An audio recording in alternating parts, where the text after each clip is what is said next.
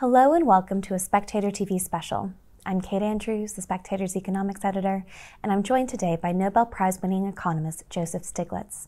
Professor Stiglitz was chairman of the President's Council of Economic Advisors during the Clinton administration, chief economist at the World Bank, and currently lectures at Columbia University. He has written a new book, The Road to Freedom, and he has come along to The Spectator to discuss his thesis. Professor Stiglitz, thanks for joining Spectator TV. In your new book, The Road to Freedom, you make the case that, quote, one person's freedom can often amount to another person's unfreedom. From there, you go on to say that to achieve real freedom that can be experienced by most people, you need greater levels of coercion, a word that you don't shy away from. How do you arrive at that conclusion? Well, it's looking at how societies, how economies function, and you begin by some simple example. Traffic lights are a kind of coercion. You can't go until you get the green, and so it's stopping you to go. You arrive at the corner, and you'd like to go, but there's a regulation that says you can't run the red light. Mm-hmm. But in a place like New York or London, if you didn't have traffic lights, you would have gridlock, and you couldn't go anyway. Mm. And so by having this little coercion that you're not allowed to go, everybody has more freedom because you don't have the gridlock, and you actually have traffic flowing, sort of a metaphor for lots of other areas where if we cooperate, we expand what we can do. And that's one of the notions of freedom that I talk about. It's your opportunity set, the scope of what you can do. So another example, we wouldn't be having this conversation today if we hadn't had the vaccine, COVID-19. That vaccine was only possible because of government investment in an mRNA platform. And if you're going to do that kind of research, you have to have money. And that money is from taxation, a little coercion. Admittedly, you have to pay those taxes, but that coercion enabled our society to do what no individual on his own could have done, which is create this vaccine that then gives us the freedom to live, and the most important freedom we have. It's an interesting critique of neoliberalism because what you're talking about is cooperation, and many advocates of economic liberalism would say that cooperation is indeed at the heart of that philosophy. Yet not much credit is given to that ideology in your book. I would say you don't give much credit. Indeed, you're adamant that it has not gone very well. You say, we've had now 40 years of this neoliberal experiment that began under Reagan and Thatcher. Its rosy promise of faster growth and higher living standards that would be widely shared have not been borne out. We could quickly get into a war of statistics, and it's obviously quite easy, I think, to pick out the gaps in success when it comes to the past 40 years, but there is undeniable success. In just 20 years, extreme global poverty has been reduced from nearly 30% to under 10%. Child labor has plummeted to under 10%. In 30 years, the number of children dying under the age of 5 has decreased from 9% to 4%. Life expectancy has soared by a decade. These are incredible results. Why not acknowledge them more and build on from them, rather than insist that the economic structure has failed? Well, I was looking at neoliberalism, particularly from the perspective of the advanced countries, and obviously particularly from the perspective of the United States. I've dealt with the issue that you talked about, the global impact, both a little bit in the book, but more extensively in some of my other writing. But if you do read this book, indeed this is a topic you've been talking about for decades, but if you read this book, the criticisms of neoliberalism do not leave much room for its successes. I mean, it is a sense that it has failed. I think it has. And when you cite those successes, a lot of the reduction in poverty globally occurred in China. Mm-hmm. And China didn't follow the neoliberal doctrines. It was precisely because they took advantage of some of the globalization was offering, but did it on their own terms, which included capital controls, strong industrial policies, a lot of policies that were the antithesis of neoliberalism. So those successes were because, I would say, they did not follow the dictates of neoliberalism. If you take China out, it's not 8%, it's closer to 10%. It is still an incredible reduction. And I guess what I'm really trying to get at here is this rejection of economic freedom, because I think it was a study from the Fraser Institute just a couple years ago. They broke countries down into different quarters, the most free to the least free. And they found that in the quarter with the freest countries, the income of the poorest was 8 times greater. And you talk a lot in your book about trade-offs. And I'm trying to get to the heart of this trade-off between higher incomes, but perhaps greater income inequality. And it seems that you sit on the reducing the inequality side of the debate, but you simply can't deny the huge success that liberalization and economic freedom has had on rising standards of living. Well, I think if you look at the advanced countries, and you look at the United States as the country that took a lot of the doctrines furthest, beginning with Ronald Reagan, stripped away financial sector regulations, trade liberalization. It went very far in that direction. You can see what happened. Growth was reduced by per capita real terms, 40% lower than it was in the 30 years before 1980. The benefits of growth went to the top. The middle and the bottom stagnated. Some even went down. Trickle-down economics didn't work. The idea was that if you lift up the top, everybody would benefit. Clearly didn't work, and that was why we've had a widening of the divide. In the United States, before President Biden initiated the American Recovery Plan as part of the pandemic relief, 20% of our youth grow up in poverty in a rich country. And what we saw then was, with a new president, with a new agenda, moving away from neoliberalism, in 1 year we reduced that by 40%. Do you think the Biden administration has rejected the neoliberal consensus? Not totally, but to a very large extent. He's introduced new industrial policies with, interestingly, the support of the Republicans. So I think the whole country is moving away from neoliberalism. And I would say the whole world.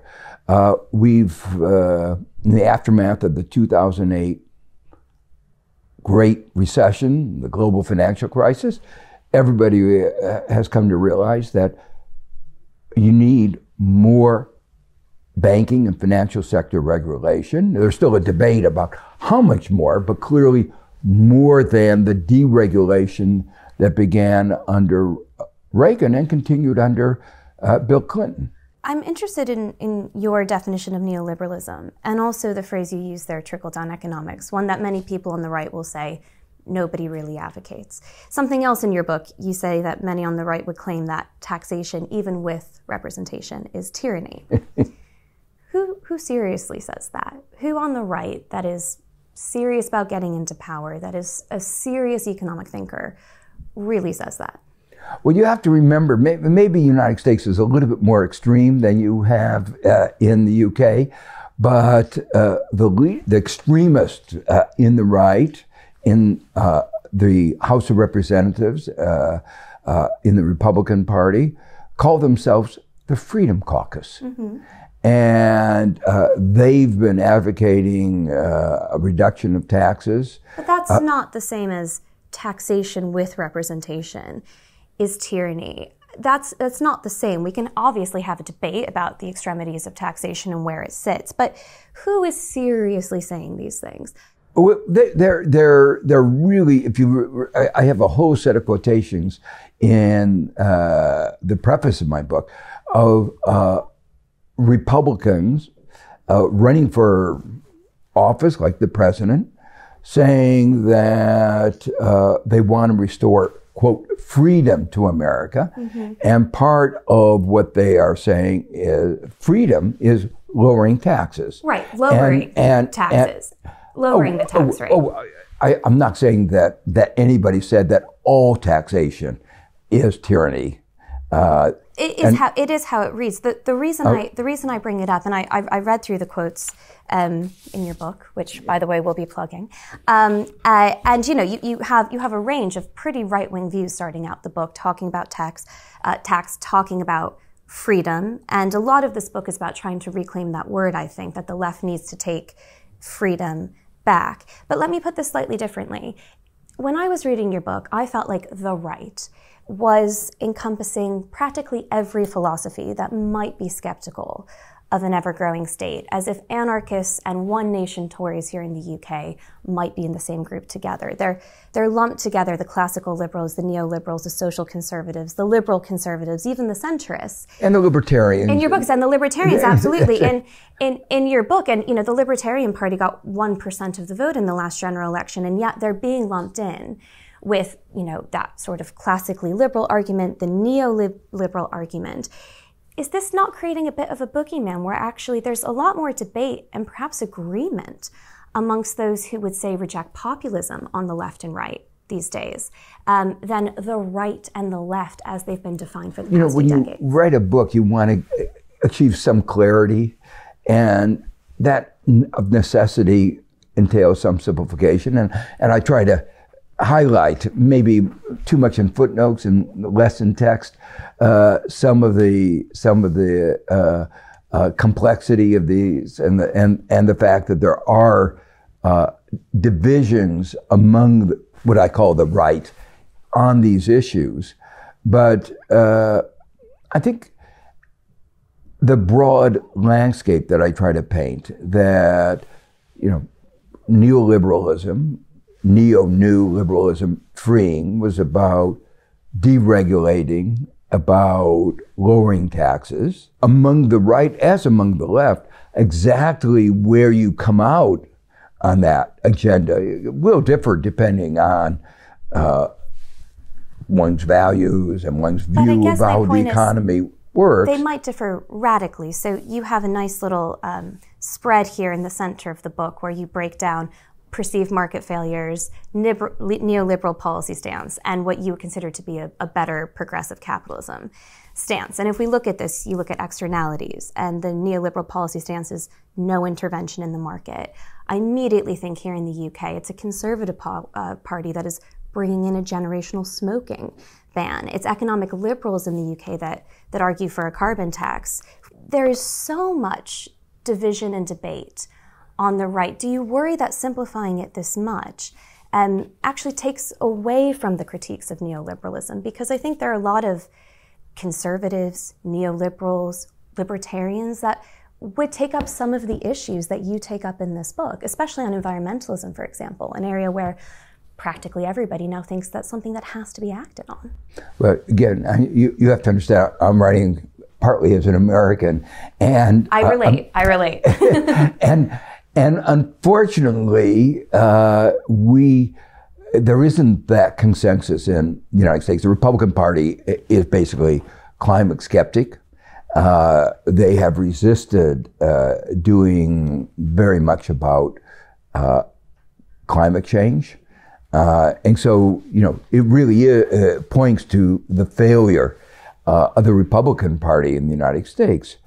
But even more broadly, without speaking very specifically about the UK or any particular other country, by highlighting the extreme, and by the way, in my book, I do quote Milton Friedman on the issue of car pollution, and as an example, he was writing before climate change was on the agenda, but people were aware of car pollution.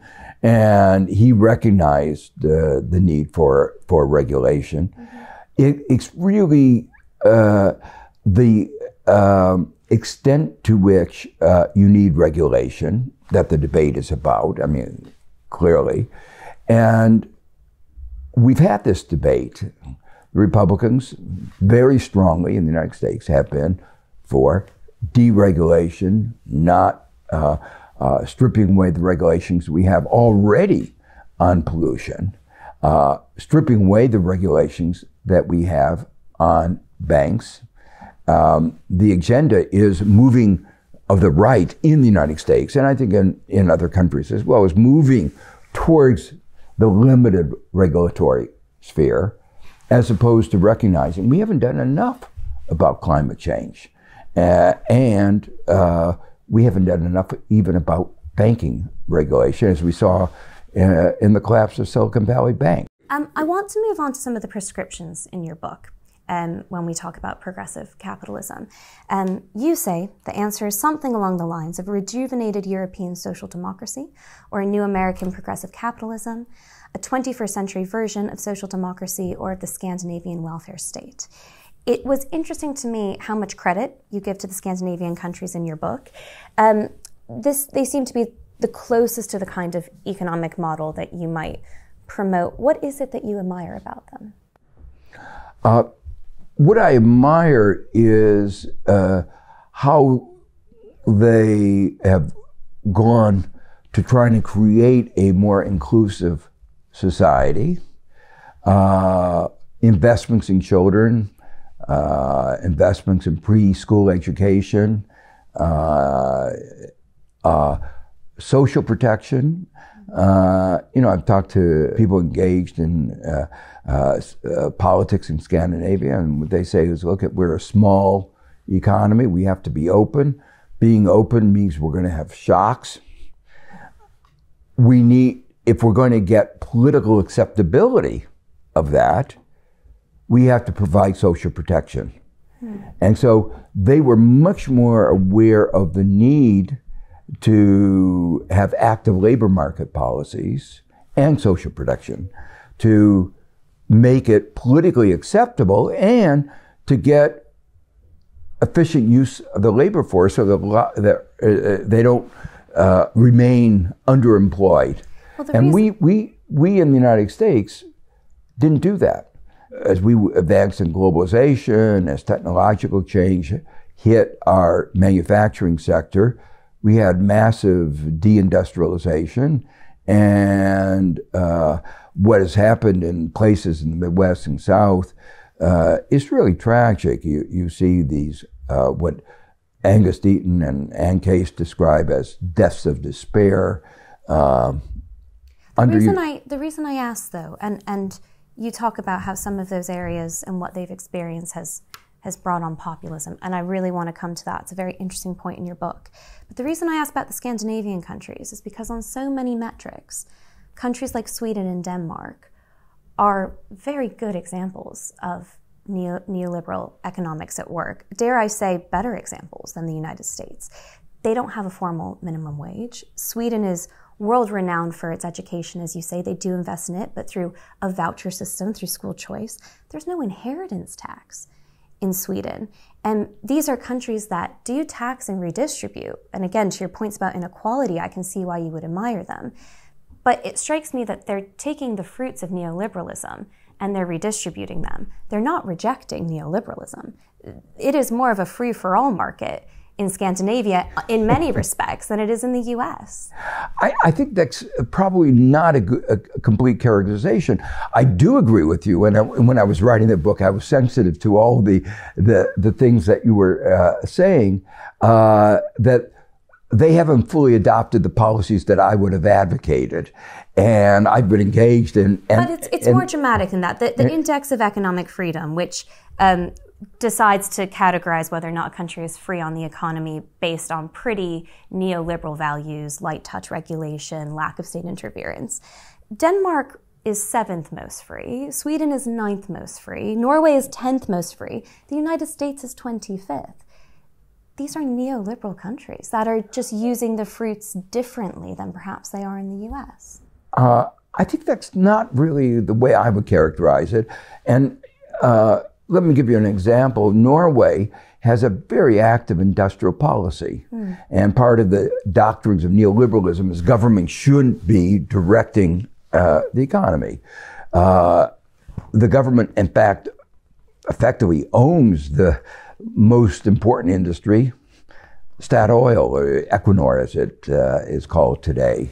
Aren't Norway's oil reserves almost the exception to the rule? And if we look at Sweden and Denmark and Scandinavia as a whole, they are countries that have essentially said, we are going to milk free market capitalism for all it's worth, and then we're going to decide as a society how we think it's most fair to use those profits. I guess the point I'm trying to make is it's a critique of neoliberalism, a lot of what you seem to want to do, but it's not an outright rejection of it, especially based on the countries that you admire.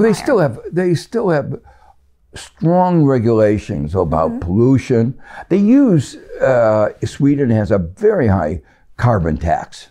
So they are intervening in the market. It's not a free-for-all. They have strong regulations of banking. They had, at one time, insufficient regulation. Norway and Sweden had their financial crisis, and they learned from that.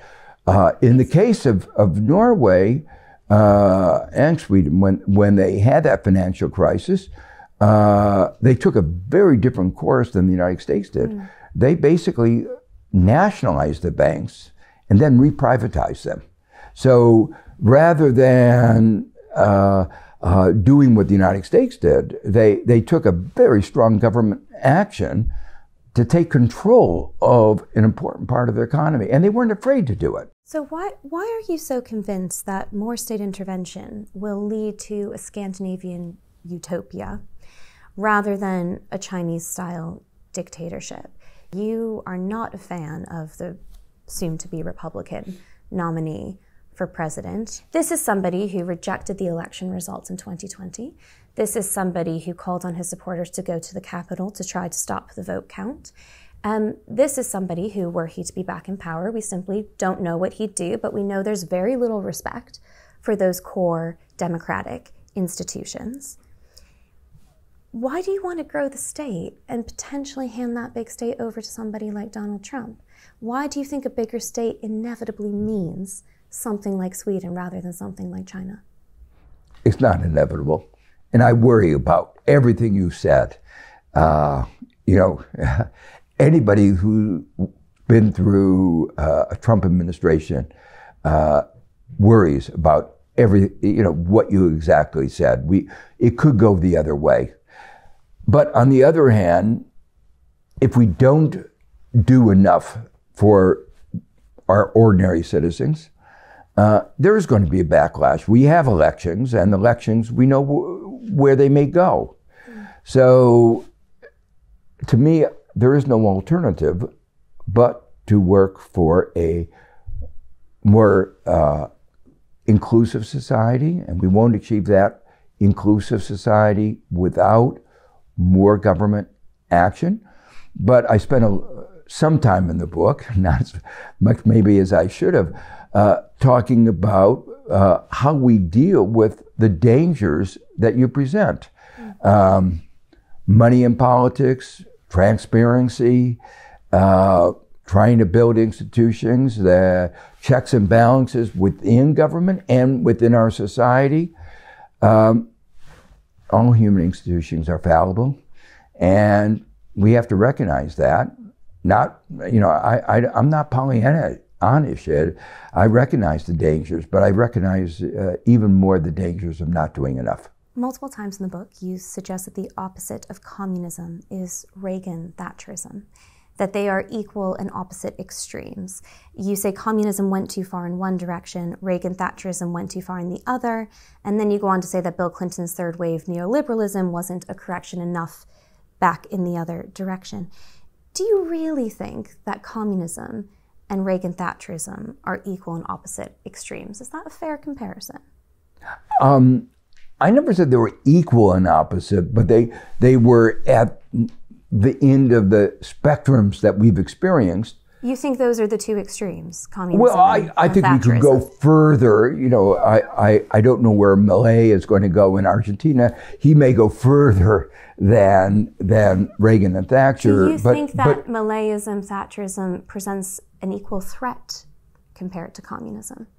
Oh, I think part of the thesis of the book is that kind of underregulated economy without adequate attention to inclusion, to the social problems we face, to climate change, to banking regulation, is setting us on the road to populism, and populism is leading to authoritarian figures like Donald Trump in the United States and Bolsonaro. So I do think it's a real threat to our democracy. But again, to compare them, and you do compare them multiple times in the book, to suggest that the outcomes, the death tolls from communism are the same as what was experienced in the Thatcher-Reagan years. And no, it's not in the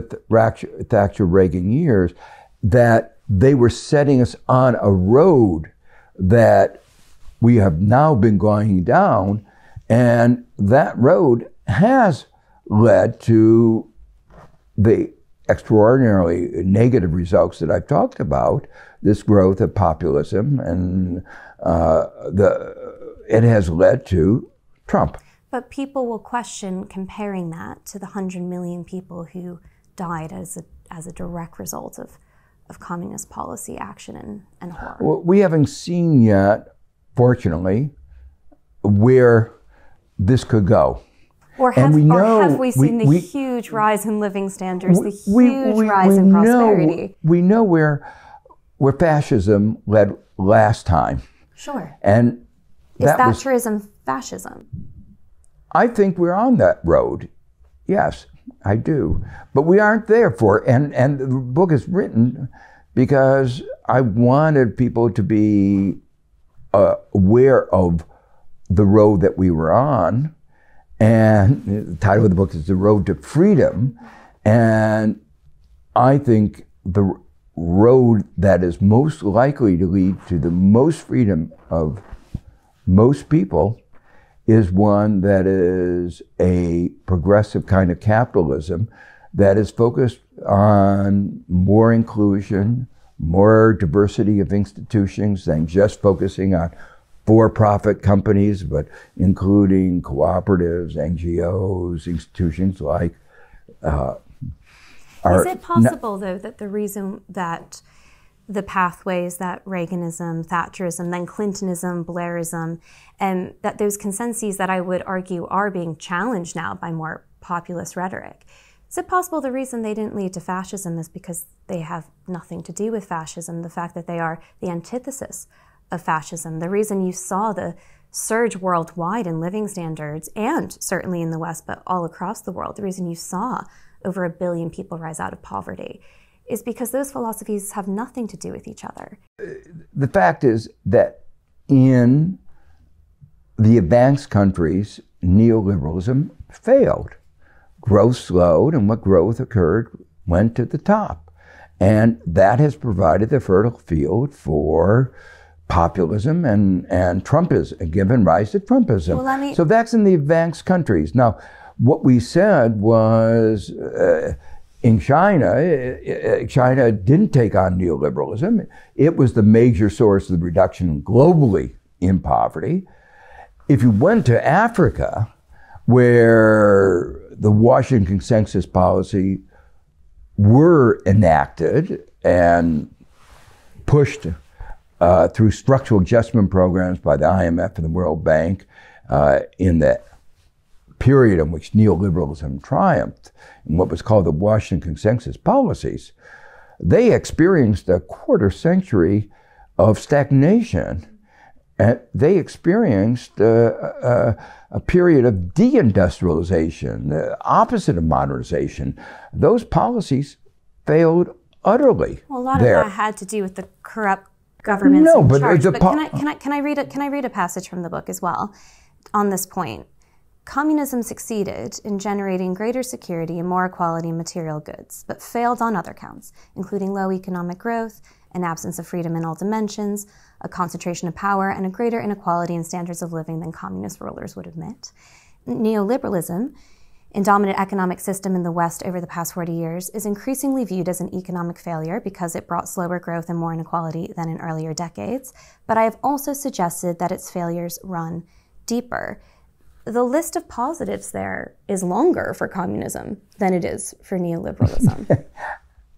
Maybe I should have gone on longer, but I've talked about those issues. It didn't, frankly, succeed in doing as well for growth as the previous 30 years before the advent of neoliberalism. Remember, the promise of neoliberalism was that freeing the economy, deregulating, lowering taxes would lead to faster growth. That was what they said, and it didn't happen. And, there were stagnating incomes in the middle and the bottom. Anybody looking at the numbers has to say, in terms of what happened in the advanced countries, it didn't deliver.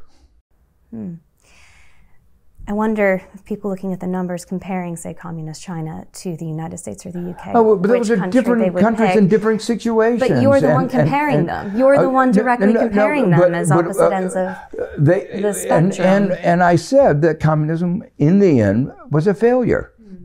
And that's why it was a failure economically, and that economic failure led to the end of communism. I'm very aware that our interview has to wrap up. I would like to ask you two quick questions. First, you're visiting the UK. Welcome. I don't know how long you're here for, but I have wondered in your limited time here if anybody from the Labour Party has reached out to you to ask for advice or to simply ask your thoughts. I don't know if you've noticed, but there is an election coming up here in the UK. Yes, I know there's an election. I just met with in a TV show with one of the Labour shadow ministers. Yeah. We had a good discussion, but I'm only here for 4 days. So, and Penguin has kept me very, very busy. If the Labour Party did reach out, what advice would you give them? Take stronger actions than you've promised so far. I understand you're inheriting a budget constraints that are tighter than you would have liked. The debt GDP ratio gone up, partly because of the pandemic, but the pandemic spending was not done as well as it could have been. The National Health Service has been deteriorated over the last 14 years. So, but we often start from a place where we don't choose to. There's an old saying about how do you get from here to there? And you say, well, I wouldn't start from here, but that's not your choice. So I think I would like them to be a little bit more ambitious. I understand why they want to be more conservative. They want to win votes. They want to win votes, and there are people like you who worry about the deficit. I do. Yeah, I know that, and I understand that view. But I think if you borrow money for good investments and you persuade the market that you are actually using that money, if you were a firm and you get returns well in excess of what your cost of capital, it makes the firm balance sheet go up and you make them better off. And that's the same true for a country. We had a bit of an incident in autumn 22 with an attempt to borrow, and it went quite badly. No, but that was because they didn't convince them that it was a good investment. A borrowing for an unfunded tax cut is not, especially for the top, is not a good investment. It was an unfunded tax cut. It was primarily price controls on energy. It was going to be £100 billion, and the markets didn't like that either. Yeah, but that was again because you had a poor regulatory system for energy pricing, and well, maybe politicians will test it again, and we'll find out. My last question to you is: I'd just like your thoughts on the U.S. election. I think I know your thoughts on Donald Trump, but it does seem that Joe Biden and Donald Trump are neck and neck in the polls. We could be looking at either back in the White House. Yeah, the polls do show a very close race. I guess I have confidence in the American people that they will eventually remember the chaos that was the first 4 years. They will remember what you talked about in terms of Donald Trump tried to overturn the election, that the most important part of any democracy is the peaceful transition of power, and he doesn't believe in that. And that should be frightening. We treasure our economic freedom, but even more important is maintaining our democracy, and having a head of state who doesn't really believe in democracy should be very disturbing. And I think in the end, Americans will come to that view, and Biden will be reelected. Well, that's one vote for Joe Biden, I can tell, on the other side of the table. Thank you so much for joining me. Thank you.